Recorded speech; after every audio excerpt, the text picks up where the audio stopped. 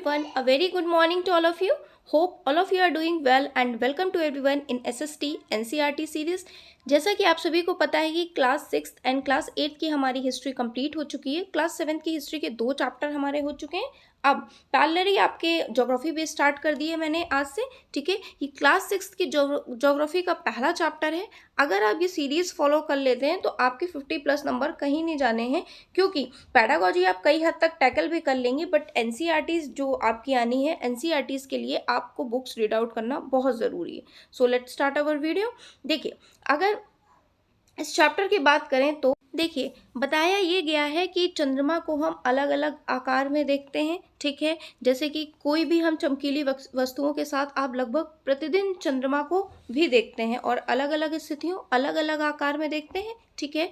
और एक दिन आप महीने में पूरा चंद्रमा या पूरा गोला वाला चंद्रमा भी देखते हैं, जिसे हम पूर्णिमा वाली रात्रि या फिर पूर्णिमा को बोलते हैं, ठीक है। ठीक उसके 15 दिन बाद आपको वो नहीं दिखाई देता है, ठीक है। तो जब नहीं दिखाई देता उसको हम क्या बोलते हैं, अमावस्या बोलते हैं, ओके। ये इन्फॉर्मेशन हमें यहाँ से मिल जाती है। नेक्स्ट इन्फॉर्मेशन ये है कि सूर्य के अत्यधिक तेज प्रकाश के कारण रात के समय चमकने वाली वस्तुओं को हम दिन में नहीं देख पाते हैं। इसमें क्वेश्चन भी इस तरह से पूछा गया है कि आसमान में हमें बहुत सारे खगोलीय पिंड दिखाई देते हैं चमकते हुए, मगर क्वेश्चन यही फ्रेम हुआ है, बट हम दिन में क्यों नहीं देख पाते हैं। तो दिन में इसीलिए हम नहीं देख पाते हैं कि सूर्य का प्रकाश या तेज इतना ज़्यादा होता है कि रात को जो चमकने वाली वस्तुएं होती हैं वो हमें दिन में नहीं दिखाई पड़ती। ओके, नेक्स्ट इन्फॉर्मेशन हमें मिलती है, यहाँ पे खगोलीय पिंड की परिभाषा दी हुई है। तो परिभाषा ये है, सूर्य, चंद्रमा और वे सभी वस्तुएं जो रात के समय हमें आसमान में चमकती हुई दिखाई देती हैं उन्हें हम खगोलीय पिंड कहते हैं। तो खगोलीय पिंड की डेफिनेशन ये है। और एक और इम्पॉर्टेंट इन्फॉर्मेशन, देखिए इस चैप्टर में आपको सारे फैक्ट्स बताए गए हैं, तो इन फैक्ट्स को आप ध्यान में रखते हुए एज इट इज़ पढ़िए तो ज़्यादा सही। मतलब एज इट इज़ का मतलब फैक्ट्स के बारे में as it is, but language आपकी खुद की हो सकती है, ओके। अब दूसरा आपका फैक्ट बताया जा रहा है तारा के बारे में, ठीक है। तो ये बताया गया है कि कुछ खगोलीय पिंड होते हैं बड़े आकार वाले, या फिर हम बोल सकते हैं ऐसे खगोलीय पिंड जो बड़े आकार वाले और गर्म होते हैं। ये प्रायः गैसों से बने होते हैं। किससे बने होते हैं? गैसों से बने होते हैं। और इनके पास अपनी ऊष्मा तथा प्रकाश भी होता है, खुद की ऊष्मा और प्रकाश भी होता है, जिसे वे बहुत बड़ी मात्रा में उत्सर्जित करते हैं। उन्हें हम क्या बोलते हैं? तारा बोलते हैं। और सूर्य भी क्या है? एक तारा है, ठीक है। नेक्स्ट पेज पे हम मूव ऑन करते हैं। नेक्स्ट पेज पे क्या दिया हुआ है? इस चैप्टर में ये भी बताया गया था कि सूर्य एक तारा है। जब सूर्य भी तारा है तो सूर्य का ही प्रकाश क्यों हम अनुभव कर पाते हैं और किसी का क्यों नहीं कर पाते हैं, ठीक है। तो इसका उत्तर भी इसमें बताया गया है कि सूर्य चूँकि नज़दीक है हमारे, इसलिए हम उसका अनुभव कर पाते हैं। और यही कुछ इसमें आंसर में लिखा भी हुआ है। देखिए, रात के समय चमकते हुए अनगिनत तारे सूर्य के समान ही हैं, यही बोला गया है, जैसा कि मैंने बताया। लेकिन वे हमसे बहुत दूर हैं, जैसा कि अभी हमने डिस्कस किया है। वो हमसे बहुत दूर है, बहुत अधिक दूर होने के कारण उनकी ऊष्मा या प्रकाश हम नहीं महसूस कर पाते हैं और वो अत्यंत हमें छोटे दिखाई पड़ते हैं। भाई, अगर ब्लोअर हमारे पास रखा होगा बहुत, ठीक है, तो हम अच्छे से महसूस कर पाएंगे। हमारे रूम में लगा होगा या कहीं और लगा होगा तो हम उसकी ऊष्मा कैसे महसूस कर पाएंगे, है ना। तो वही बात यहाँ पे आंसर के तौर पे दी हुई है ना। नेक्स्ट इन्फॉर्मेशन आपको दी है नक्षत्र मंडलों के बारे में। नक्षत्र मंडल किसे कहते हैं? तो देखिए, रात्रि में आसमान की ओर देखते समय आप तारों के विभिन्न समूह द्वारा बनाए गए विविध आकृतियों को देखते हैं। जो डिफरेंट शेप्स हम देखते हैं रात में। अगर हम देखें आसमान की तरफ तो तारे क्या करते हैं, विभिन्न आकृतियां बना देते हैं। उन आकृतियों को ही क्या बोलते हैं? नक्षत्र मंडल बोलते हैं, ओके। देखिए इसमें एक फैक्ट ये भी दिया है कि जो अर्सा मेजर है या बिग बियर है वो भी एक प्रकार का क्या है, नक्षत्र मंडल। नक्षत्र मंडल अभी हमने डिस्कस किया, जो तारे विभिन्न प्रकार की आकृतियां आसमान में बनाते हैं उन्हीं को हम नक्षत्र मंडल कहते हैं। तो आपसे एग्जाम में पूछा जा सकता है कि अर्सा मेजर क्या है या बिग बियर क्या है, तो ये क्या है, एक नक्षत्र मंडल है। और नक्षत्र मंडल अगर पूछे आपसे तो जो तारे आकृतियां आसमान में बनाते हैं उन्हें हम नक्षत्र मंडल बोलते हैं। ठीक है, नेक्स्ट इन्फॉर्मेशन हमें ये भी मिलती है कि इन नक्षत्र मंडलों में से सबसे इम्पॉर्टेंट है सप्त ऋषि के बारे में बताया गया है। तो सप्त ऋषि क्या होता है, सप्त सात या ऋषि संत। ठीक है, ये 7 तारों का समूह है जो कि नक्षत्र मंडल अर्सा मेजर का ही भाग है। सप्त ऋषि क्या है, हमारे नक्षत्र मंडल का ही भाग है, जो कि नक्षत्र मंडल और अर्सा मेजर का ही भाग है। नक्षत्र मंडल भी बता दिया, अर्सा मेजर भी बता दिया। देखिए नेक्स्ट फैक्ट ये बताया गया है कि प्राचीन समय में लोग क्या करते थे, दिशा का अनुमान कैसे लगाते थे। रात्रि में दिशा का निर्धारण तारों की सहायता से लोग दिशा जानते थे, है ना। तो उत्तरी तारा क्या होता था, उत्तर दिशा को बताता था, जिसे हम क्या कहते थे। देखिए उत्तरी तारा जो होता था वो उत्तर दिशा की ओर होता था, जिसे हम ध्रुव तारा बोलते थे। तो उससे लोग उत्तर दिशा का अनुमान लगाते थे। ठीक है, नेक्स्ट इन्फॉर्मेशन हमें ये मिलती है, ये आसमान में हमेशा एक ही स्थान पे होता था, तो लोग जान जाते थे कि भाई ये उत्तर दिशा की ओर है, तो इसे हम उत्तरी दिशा की ओर है, तो हम इसे ध्रुव तारा के नाम से जानते हैं। और दिशा भी अनुमान उन्होंने लगाई। तो आपसे एग्जाम में पूछा जा सकता है कि ध्रुव तारा किसे कहा जाता है, तो उत्तर दिशा की ओर होता है। ठीक है, उत्तरी तारा भी हम बोल सकते हैं ध्रुव तारा को। ठीक है, नेक्स्ट इन्फॉर्मेशन हमें ये मिलती है, सप्त ऋषि की सहायता से ध्रुव तारे की स्थिति को जान सकते हैं। सप्त ऋषि क्या है, अभी हमने डिस्कस किया था, नक्षत्र मंडल अर्सा मेजर का भाग है। ओके, नेक्स्ट इन्फॉर्मेशन हमें ये मिलती है, कुछ खगोलीय पिंड में अपना प्रकाश और ऊष्मा नहीं होती। देखिए खगोलीय पिंड अभी हमने डिस्कस किया था कि खगोलीय पिंड को हम तारा कहते हैं, सूर्य भी एक तारा है, मगर कुछ खगोलीय पिंड हमारे ऐसे होते हैं जिनमें अपना प्रकाश जिनमें क्या होता है, कुछ खगोलीय पिंड ऐसे होते हैं जिनमें अपना प्रकाश और ऊष्मा नहीं होती है। वे बेसिकली क्या करते हैं, तारों के प्रकाश से ही प्रकाशित होते हैं। उनके पास खुद का तो प्रकाश है नहीं, बट तारों का जो प्रकाश उनके ऊपर रिफ्लेक्शन होता है उससे वे प्रकाशित होते हैं। उनको हम क्या बोलते हैं, ग्रह। तो यहाँ बेसिकली फैक्ट दिया है कि ग्रह किसे कहते हैं, तो ऐसे खगोलीय पिंड जिनका अपना प्रकाश और ऊष्मा नहीं होती है और वे तारे के प्रकाश से प्रकाशित होते हैं, उन्हें हम ग्रह कहते हैं। ठीक है, ग्रह को इंग्लिश में हम प्लैनेट बोलते हैं। ग्रीक भाषा के प्लैनेटाई या प्लैनेटाई शब्द से बना है, जिसका अर्थ होता है परिभ्रमक, अर्थात चारों ओर घूमने वाला।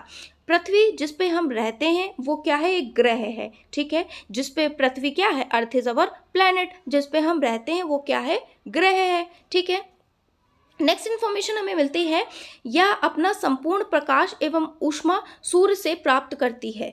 देखिए पृथ्वी कहाँ से अपना प्रकाश और ऊष्मा प्राप्त करती है, सूर्य से प्राप्त करती है। ओके, जो पृथ्वी के सबसे नज़दीक का तारा है, सूर्य क्या है, अभी हमने पढ़ा था, सूर्य भी एक खगोलीय पिंड को हम तारा बोलते हैं और सूर्य भी क्या है, एक तारा है। ठीक है, तो पृथ्वी के सबसे नज़दीक का तारा कौन है, सूर्य है। ठीक है, तो सूर्य की हम ऊष्मा और प्रकाश को महसूस कर पाते हैं और दूसरे खगोलीय पिंडों की नहीं कर पाते हैं, क्योंकि वो सूर्य की अपेक्षाकृत हमसे बहुत दूर हैं।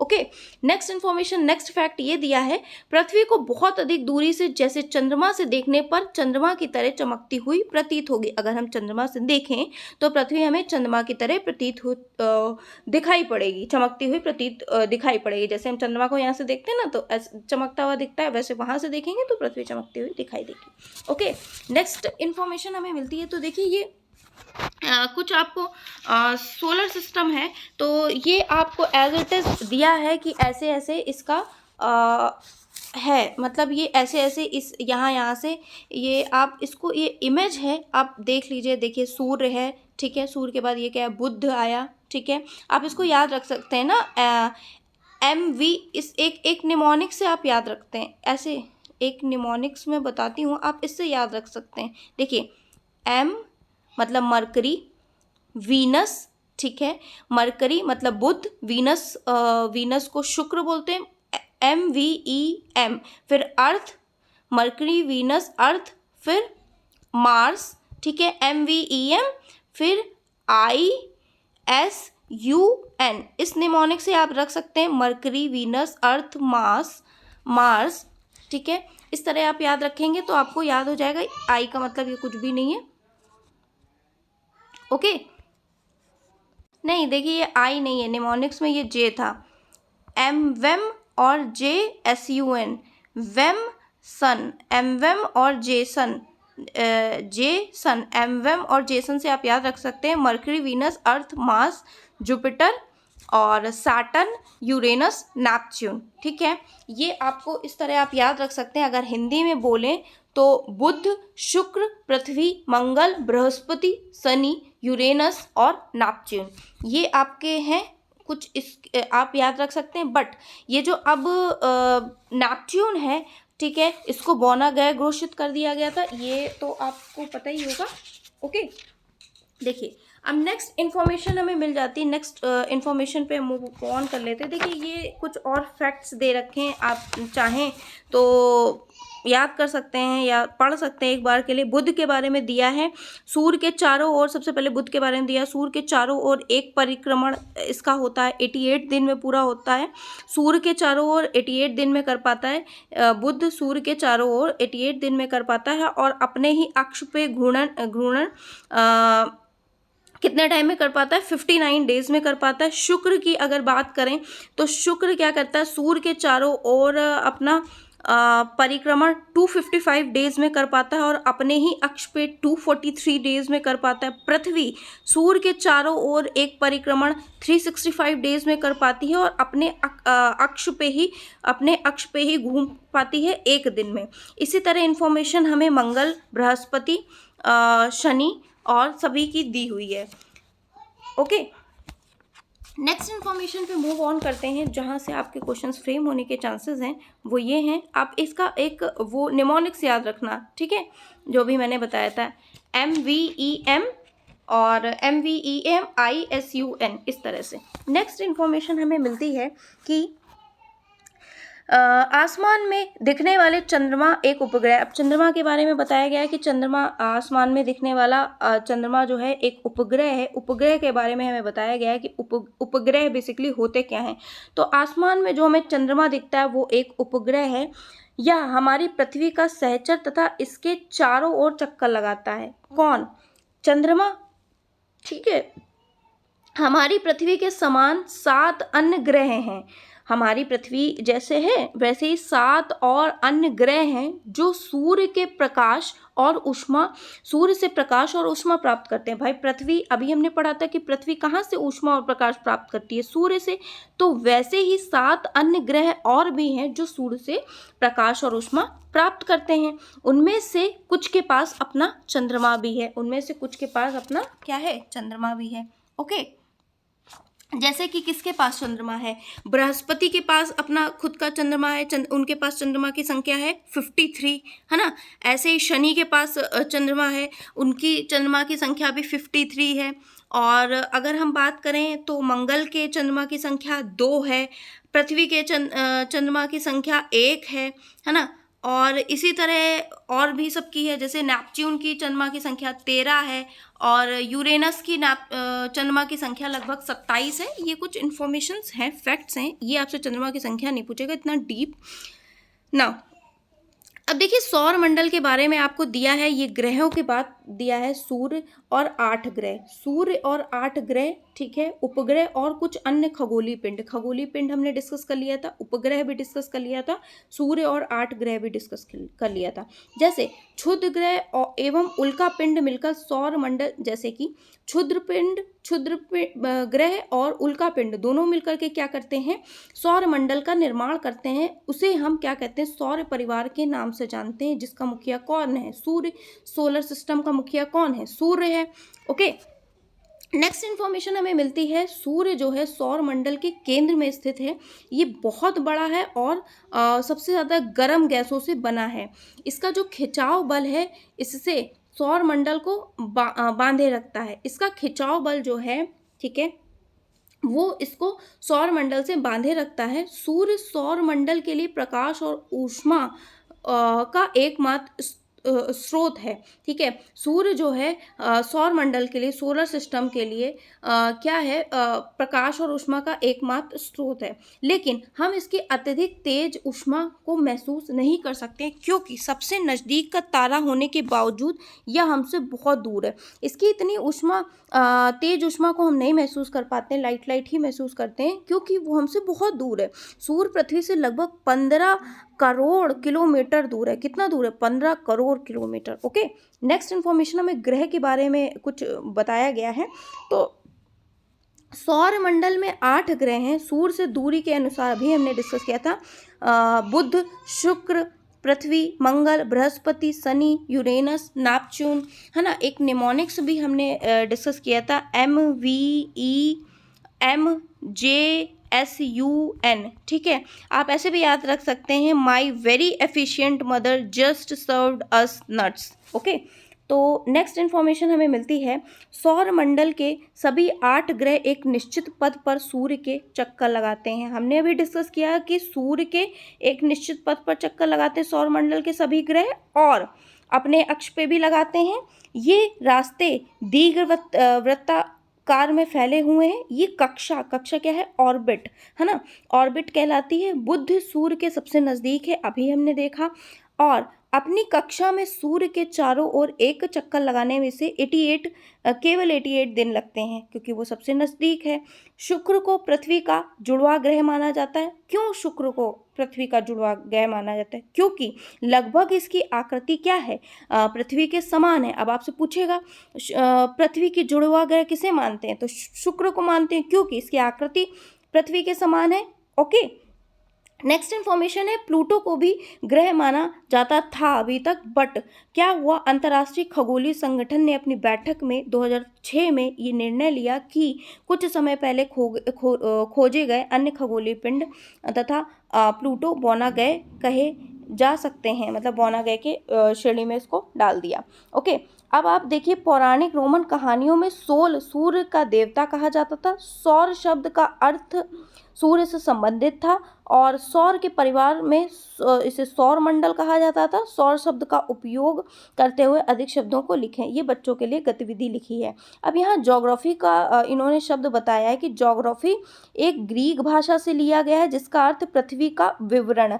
जी प्लस ग्राफिया, जी का मतलब पृथ्वी, ग्राफिया का मतलब लिखना। ओके, तो इन्होंने बता दिया जियोलॉजिया पृथ्वी का अध्ययन को बोलते हैं, जियोमेट्री पृथ्वी के मापन को बोलते हैं, जियोइड्स पृथ्वी के आकार के अनुरूप को बोलते हैं। ओके, नेक्स्ट यहाँ पे इंफॉर्मेशन हमें मिलती है, खगोलीय पिंड एवं उनकी गति से संबंध अध्ययन करने वाले को क्या बोलते हैं? खगोल शास्त्री। खगोल पिंड का अध्ययन करेंगे तो खगोल शास्त्री।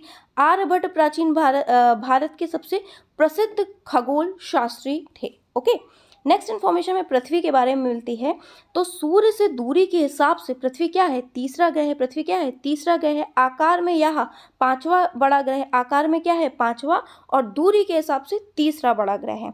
ध्रुवों के पास थोड़ी चपटी हुई है, यही कारण है कि इसका आकार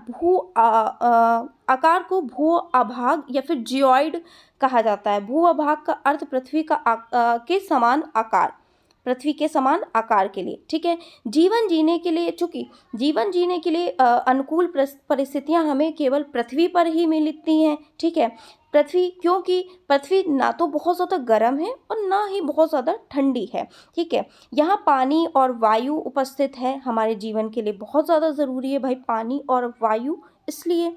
और क्यों हम यहाँ रह सकते हैं पृथ्वी पे? क्योंकि वायु में जीवन के लिए आवश्यक गैसें जैसे ऑक्सीजन मौजूद है जो हम सांस लेते हैं।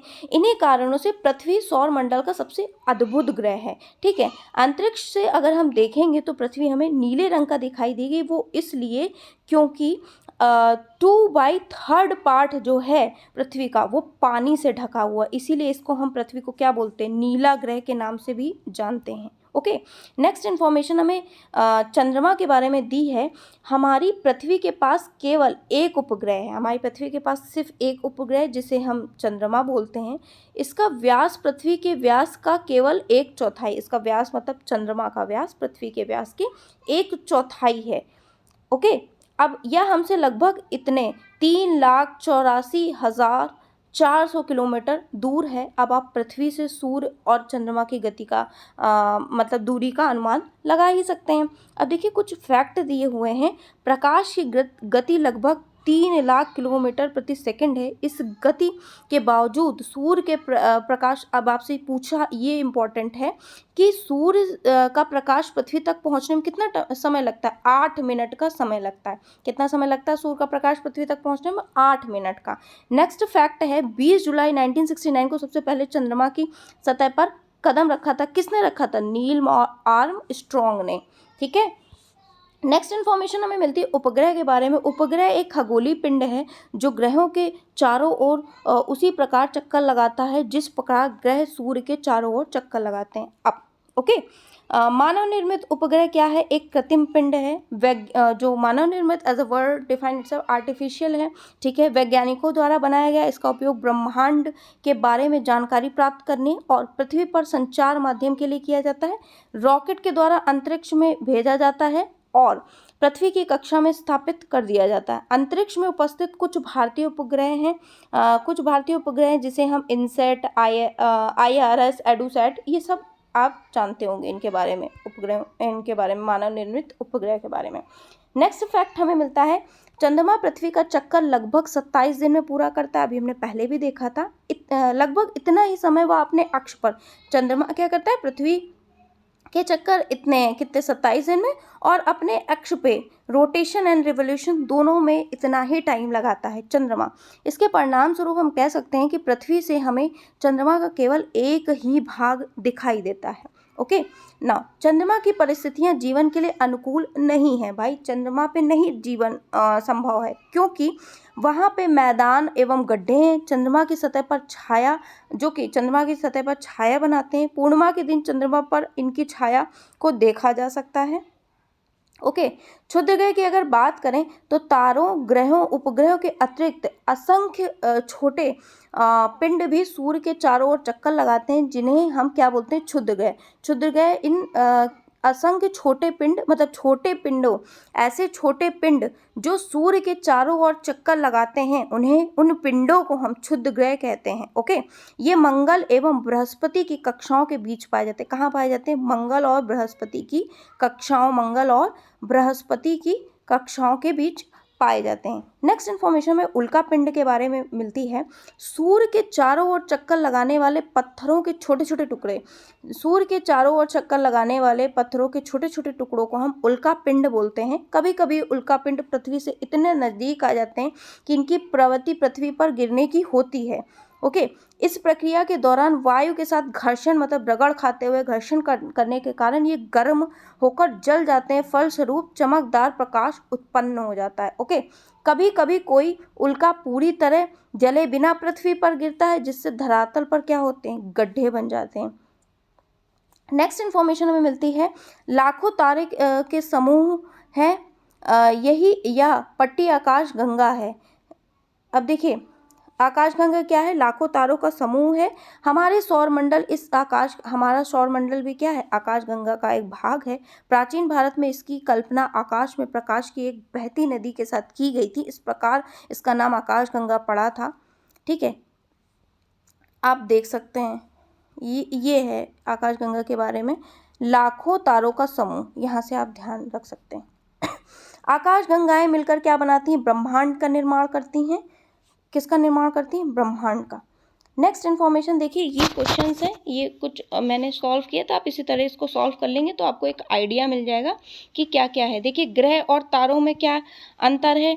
दोनों खगोलीय पिंड होते हैं। ग्रह के पास अपनी ऊष्मा और प्रकाश नहीं होते जबकि तारों के पास होता है। सौरमंडल से आप क्या समझते हैं, है ना? सूर्य, उसके 8 ग्रह, दूरी के अनुसार उनके नाम लिखिए। पृथ्वी को अद्भुत ग्रह क्यों कहते हैं? क्योंकि वहाँ पे जीवन जीने के लिए उपस्थित परिस्थितियाँ हैं। वायु है, जल है, ऑक्सीजन है। ब्रह्मांड क्या है? ओके, हम हमेशा चंद्रमा का एक ही भाग क्यों देख पाते हैं? क्योंकि वो अपने अक्ष पर, चंद्रमा और पृथ्वी दोनों अपने अक्ष पर घूमते हैं। ठीक है, अब नेक्स्ट इन्फॉर्मेशन देखिए, सही गलत वाले हैं। किस ग्रह को पृथ्वी का जुड़वा गया? अभी हमने पढ़ा था, शुक्र को बोलते हैं। सूर्य के सबसे नज़दीक ग्रह कौन सा है?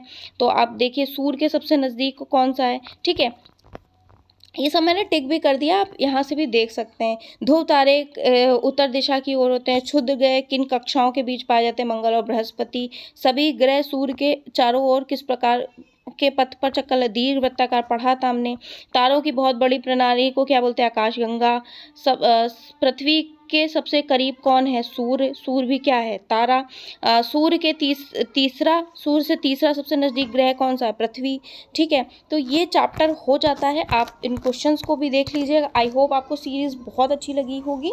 ठीक है, मैंने अपनी लैंग्वेज में पूरी बताने की कोशिश की। एक आपसे ये रिक्वेस्ट है कि प्लीज़ मोटिवेशन के लिए वीडियोज़ लाइक करिए और पूरा देखिए। मैं श्योर करती हूँ कि आपके मार्क्स 50+ आ जाएंगे। आप सीरीज़ को पूरा देखिए, और जब जो आपको वीडियो मिल रही है ना, आप प्लीज़ उसे देखिए। उसे कल के भरोसे मत रखिए, क्योंकि कल और भी वीडियो 2 से 3 वीडियो आ जाएंगी, तो आप कैसे देख पाओगे? ओके, सो वीडियो देख के लाइक भी करिए और बच्चों के पास भी पहुँचे, क्योंकि एक वीडियो बनाने में मुझे बहुत मेहनत लगती है। 1 से 1.5-2 घंटे मेरे को लग जाते हैं, क्योंकि शूट करना, फिर बच्चा कभी डिस्टर्ब कर देता है, ये सारी चीज़ें होती हैं। सो प्लीज़ मोटिवेट करिए। It was in this video, meet you in my next video. Till then bye bye, take care guys.